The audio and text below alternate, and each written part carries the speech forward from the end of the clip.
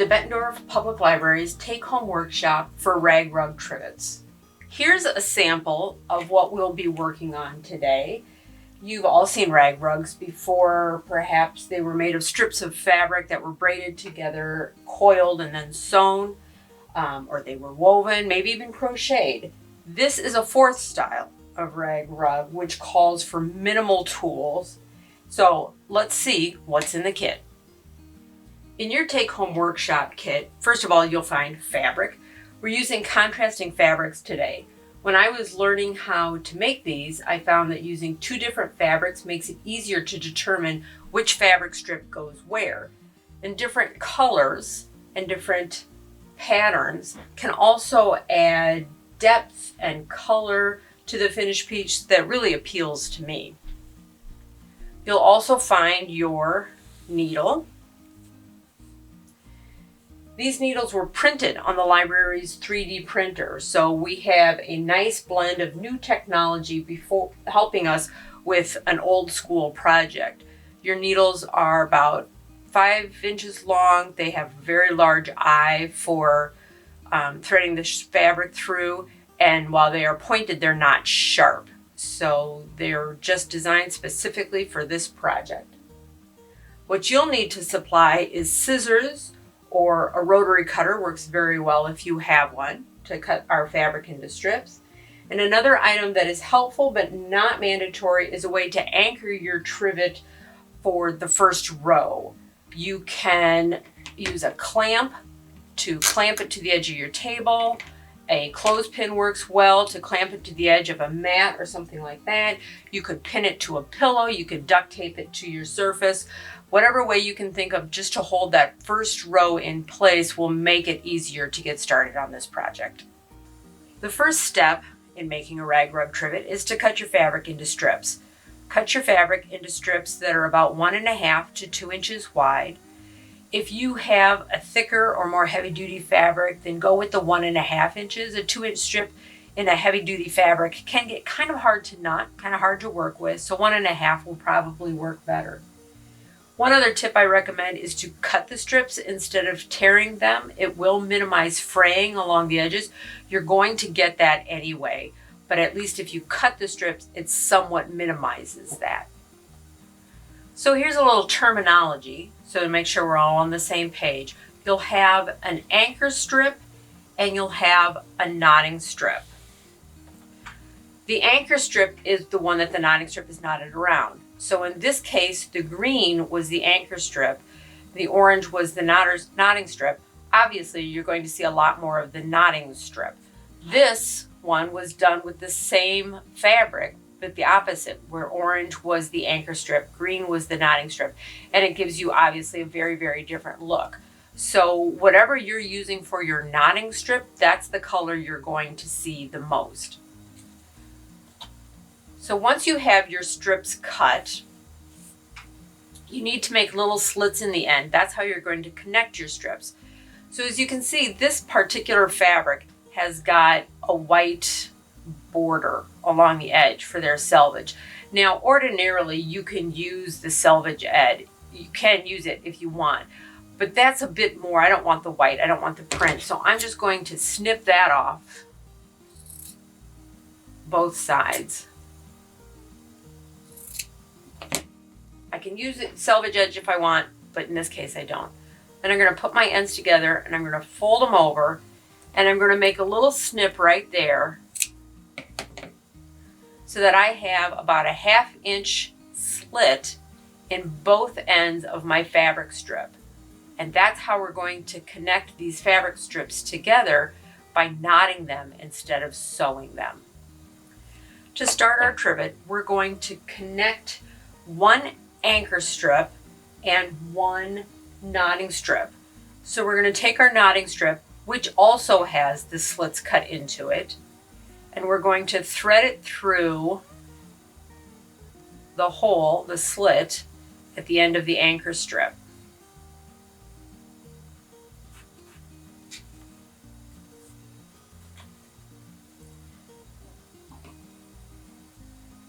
Then we're going to take the other end of that knotting strip and thread it through this end again. So it's looping through itself. And then, so basically you have a loop through the slit of the anchor strip. Then we're just going to pull that loop tight. We're going to pull this as snug as we can so it's a smooth knot. I've clothespins my strip to the end of my cutting mat here to anchor them down for this first row. So again, you can anchor that this way. You can use, I've used a C-clamp on the end of a table. You can pin it to a pillow. You can duct tape it to your surface. Whatever will hold that still will make this first row a little bit easier. So we're going to take our knotting strip. We're going to thread it through our needle.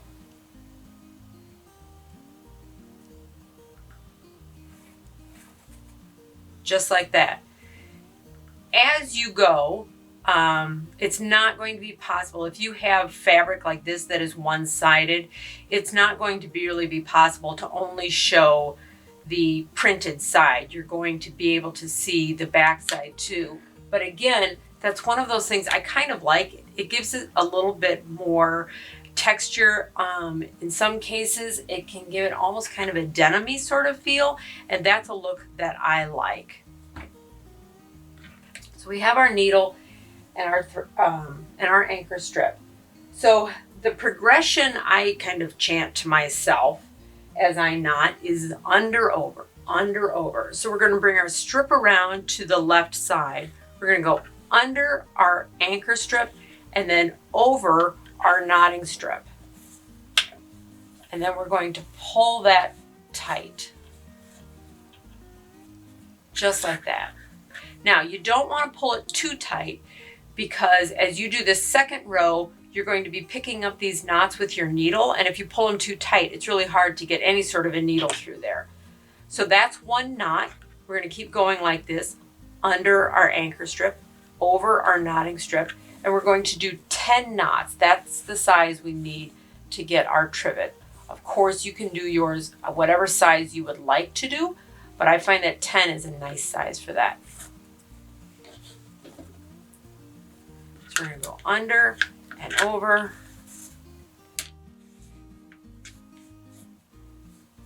And you'll see I'm holding our anchor strip straight, and I'm giving this a little kind of a side to side motion as I go to tighten it up.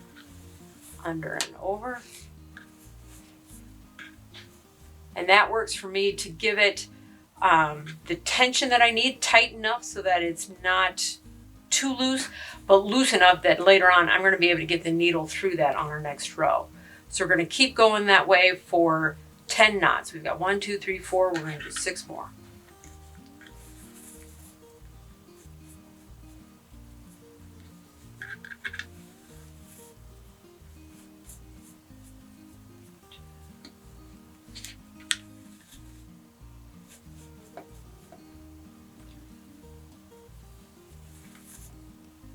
Okay, so now I'm going to unclip this and I'm going to count to make sure. I've got 1, 2, 3, 4, 5, 6, 7, 8, 9, 10. So there's my 10 knots, and so now we can move ahead and go on to the second row. For our next row, we're going to be doing basically the same thing, but now before we do our under over, we're going to thread our needle through the knot from the previous row. So we'll have our anchor strip. We're going to lay it kind of back along the top of what we've already done. And again, we're going to want to hold that kind of taut. We're going to take our needle and our knotting thread. We're going to loop them around. I'll lay that down on the table, make it easier to see. Then we're going to come up through our knot, go under our anchor strip and over our knotting strip and pull it tight. And the first one in every row is always kind of the trickiest, I think. So this is where you want to pull that anchor strip. We're going to give that its little side to side wiggle again.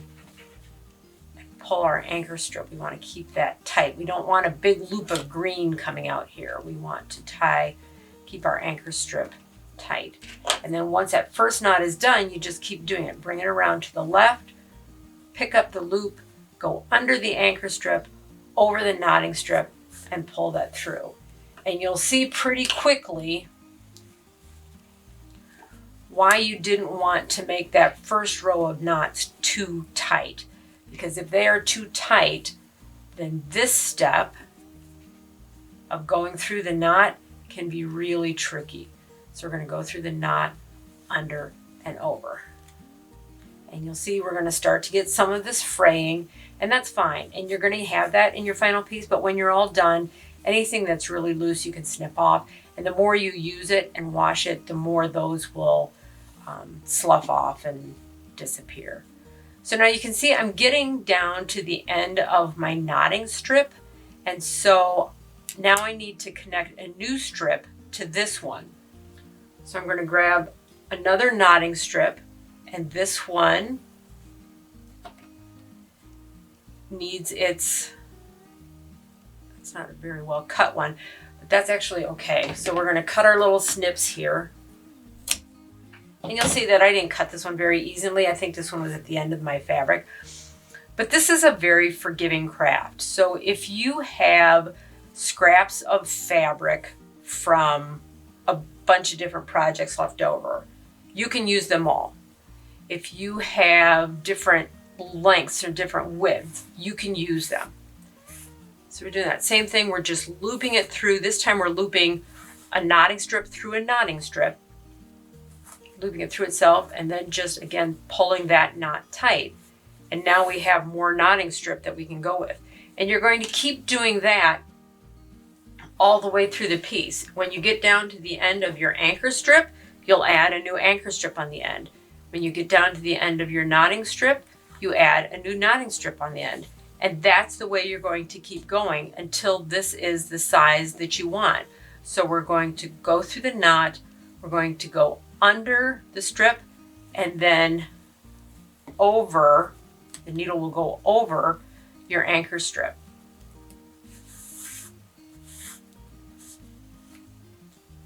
Now, once you're working with a section that has been knotted, like our anchor strip just did, you gotta finesse it a little bit to get that little knot sometimes through there, but it'll come through. You just need to work it carefully, because again, you don't want to be pulling on stuff to make it too tight. So we're going to keep going like this. We're going to continue to add knotting strips. We're going to continue to add anchor strips as we need it. We're going to get down to the end after we've done 10 knots again. We're going to reverse, come back this way, and we're going to keep on going like that until this is up to the size that we need.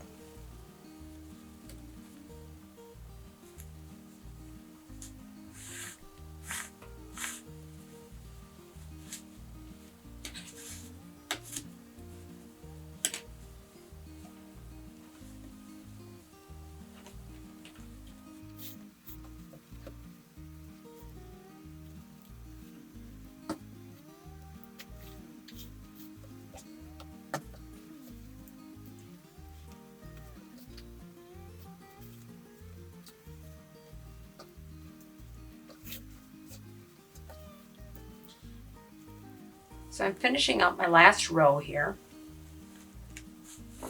And on this one, since it's an end row, since I won't be looping through these knots again, I'm free to pull my knots a little bit tighter than I ordinarily would. So we're going to finish these last few knots, keeping that anchor strip nice and taut.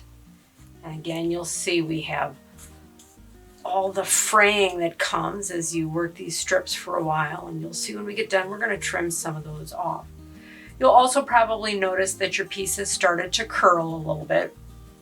That's also to be expected. You've got differing tensions in here. You've got strips that are twisting as you knot them. And again, over time, as you use your trivet, as you wash your trivet, those that curling will lessen. So this is our last loop put that through there and pull it through. And there you have it. So when you get down to the end, you take your last two ends that are sticking out, your bow strips, and you just give them a knot at the end there. And that will secure your piece. And then you can take these knots and you just weave them through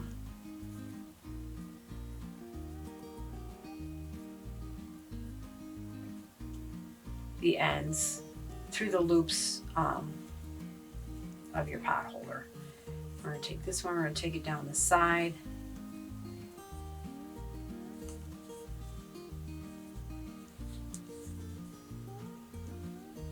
And loop that through. And if your ends are a little longer than mine, you can use your needle for that. Then we got a little bit left. We're just going to trim that off.